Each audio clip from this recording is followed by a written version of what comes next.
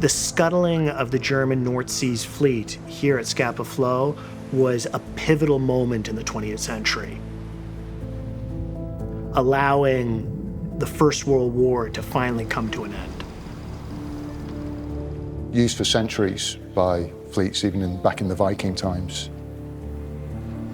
It represented the end of an era in naval warfare.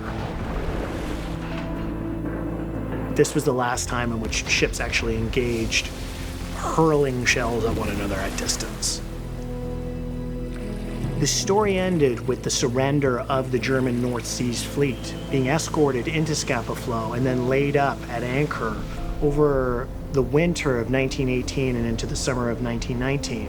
There were 74 ships at the High Seas Fleet here in Orkney, and they scuttled themselves on the 21st of June, 1919. And when an opportunity presented itself for Legend to be able to transit to Scapa to do an exploration of that space, we leapt on the opportunity.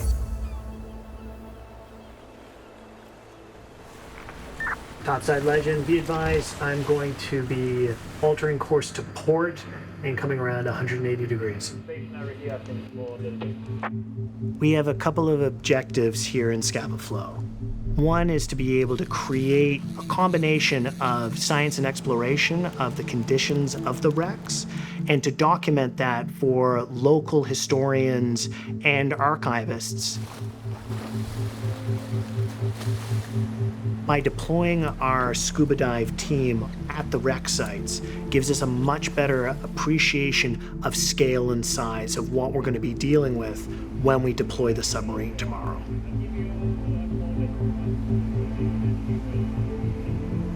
Our diving day will be tomorrow, 19th of August 2024. We're going to have Aldo as pilot. It's going to be a wreck dive. Dive time is about 120 minutes. And we'll be using VHF channel 69.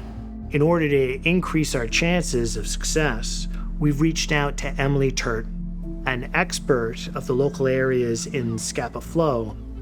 So the German fleet were here for 7 months over the winter of 1918 and 1919, during which the peace talks are happening all the way over in Europe. The commanding officer of the German fleet at this time, Admiral von Reuter, was not being kept informed of what was going on. And he was concerned that German fleet would be seized and shared among the Allied forces.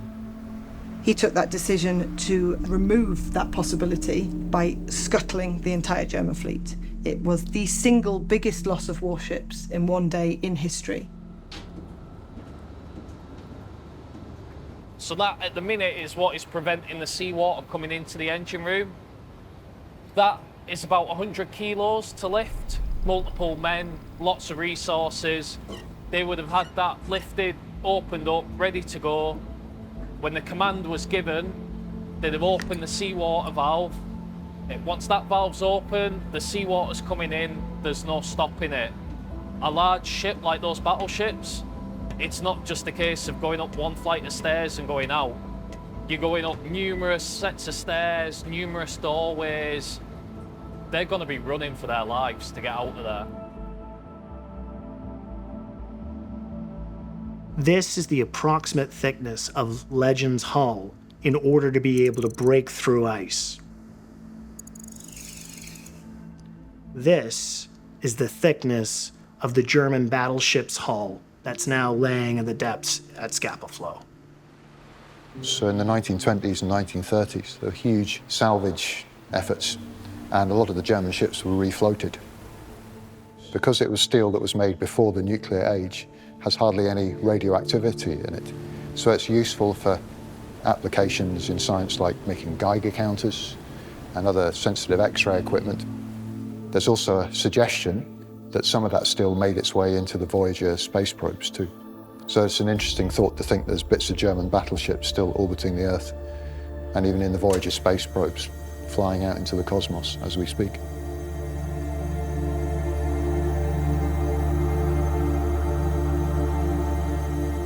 From the wrecks we have left here, the 7 big German ships, the Markgraf deserves a place on the top 10 shipwrecks in the world. We've got this intact bow, we've got this intact stern, and then we've got this gun run of casemate guns down the side that's just stunning. Amongst the complement of boats that we have available to us on board Legend, the two Rafnars, Scott and Shackleton, are vital for our operation. 2 shackles in the water, leading 2 points after the beam. They have the WASP sonar system, and that transmits back to Legend, so they have a really good view of the seabed and can then send the sub down to that exact area. Then you can see like a conning tower most likely here, gun barrels, and then this one appears to be the stern. Scott, let your pitch understood. You're getting a clear image. Appears to be the whole of the ship. Good job. Legend is uniquely suited to be able to take people to the most remote places on Earth and be able to provide an experience unlike any other.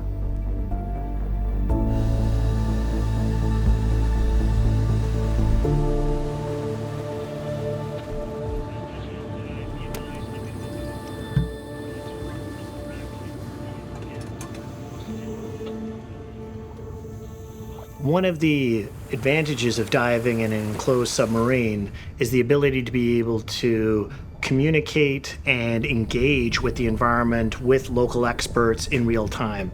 Topside, are you ready for my full readings? My O2 is 20.9, CO2 is 0.35, internal pressure 1027, depth 13, 24 volt, 84%. You have my full readings.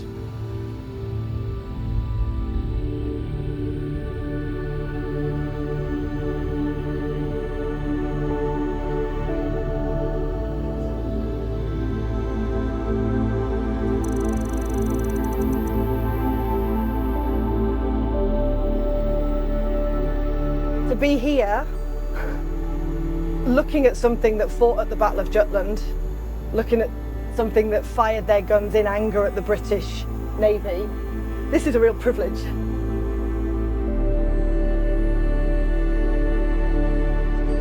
The technological capabilities and endurance of Legend is impressive. The submarine and dive teams marry together to be able to provide this seamless service in which guests and crew and scientists get to explore a world that is entirely unique.